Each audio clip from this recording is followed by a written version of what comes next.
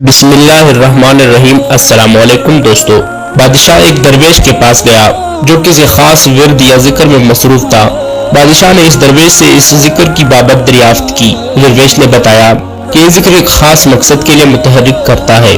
بادشاہ نے درویش سے کہا کہ مجھے بھی اس ورد کی تعلیم دو، تو درویش نے کہا کہ میں ایسا نہیں کر سکتا۔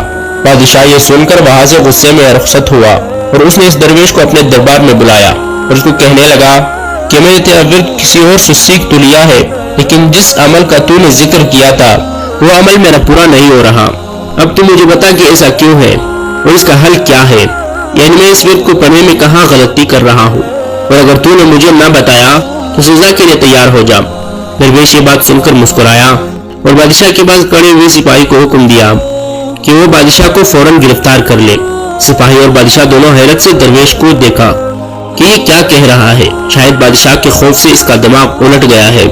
درویش نے ایک مرتبہ پھر انتہائی سخت لہجے میں سپاہی کو حکم دیا کہ وہ بادشاہ کو گرفتار کر لے، مگر سپاہی اپنی جگہ سے ایک انچ بھی نہ ہلا۔ بادشاہ کی حیرت اب شدید غصے میں بدل چکی تھی۔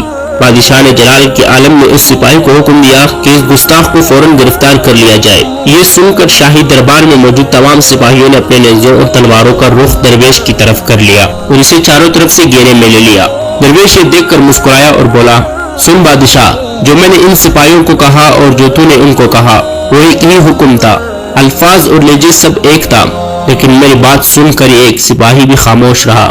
لیکن تیرا حکم سن کر دربار میں موجود تمام سپاہی فوراً حرکت میں آ گئے اور مجھے ایک آن میں گرفتار کر لیا۔ بس فرق حکم کا نہیں ہے بلکہ تیرے اور میری حیثیت کا ہے۔ یہی سبب ہے کہ تیرے ورد پڑھنے سے کبھی عمل ظہور پذیر نہیں ہوگا، کیونکہ روحانی دنیا میں تیری حیثیت صفر ہے۔ سوال یہ نہیں کہ قرآن میں شفا ہے یا نہیں، سوال یہ ہے کہ پڑھنے والا کس کردار کا مالک ہے اور اللہ سے کس قدر قربت رکھتا ہے۔ اعمال اس کی نیت اور ایمان کا ہے۔ اپنی نیت، دل اور اعمال کو صاف کریں، اللہ کے احکامات کو بغیر کسی حیل و حجت کے مانیں، پھر دیکھ کہ آپ کا ہر عمل قبولیت کی معراج پر پہنچ جائے گا۔ اللہ ہم سب کو عبادت کرنے کی توفیق عطا فرمائے، آمین۔